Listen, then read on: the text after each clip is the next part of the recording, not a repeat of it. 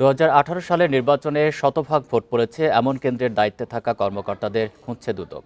Vote কারচুপির সাথে জড়িত জেলা প্রশাসক সহ সংশ্লিষ্টদের তথ্য সংগ্রহ করছে তারা। এদিকে রাজধানীর মিরপুরে ডিওএইচএসে বরখাস্ত মেজর জেনারেল জিয়াউল আহসানের আরেকটি ফ্ল্যাটে অভিযান চালিয়েছে দুদকের দল।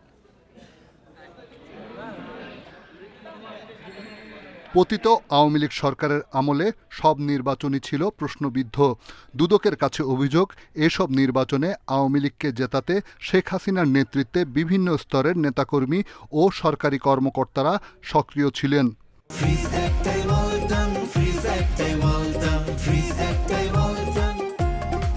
রাতের ভোট নামে পরিচিত 2018 সালের জাতীয় নির্বাচনে অনেক কেন্দ্রে শতভাগ ভোট পড়েছে।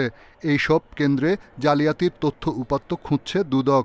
2025 সালের জানুয়ারি থেকে সক্রিয় দুদকের 5 সদস্যের অনুসন্ধান দল। 2018 সালের নির্বাচনের অনেকগুলো অভিযোগ ছিল। এই নির্বাচন কেন্দ্রিক একটা অনুসন্ধান দুদকে চলমান রয়েছে এবং অনুসন্ধানকারী টিম জানেন যে দুদকের একজন উপপরিচালকের নেতৃত্বে 7 সদস্যের একটি টিম অনুসন্ধান কার্যক্রম পরিচালনা করছে। এদিকে মিরপুর ডিওএইচএসে চাকরিচ্যুত মেজর জেনারেল জিয়াউল আহসানের আরেকটি ফ্ল্যাট নিয়ন্ত্রণে নিতে অভিযান চালিয়েছে দুদক। বুধবার সংস্থাটির উপপরিচালক হাফিজুল ইসলামের নেতৃত্বে নির্বাহী ম্যাজিস্ট্রেট সহ একটি দল ফ্ল্যাটের মালামাল জব্দের কাজ শুরু করে। বিজ্ঞ আদালতের আদেশের প্রেক্ষিতে অনুসন্ধান অথবা তদন্তকালে বিজ্ঞ আদালতের আদেশক্রমে স্থাবর সম্পদ ক্রোকের একটা বিধান রয়েছে দুর্নীতি দমন কমিশনে। তার প্রেক্ষিতে দুর্নীতি দমন কমিশনের অনুসন্ধানকারী কর্মকর্তাগণ এই কোর্টের আদেশ বলে এই স্থাবর সম্পদ ক্রোক করে থাকেন।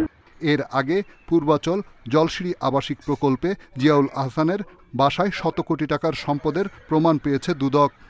রিশাদ হুদা, ইন্ডিপেন্ডেন্ট নিউজ, ঢাকা।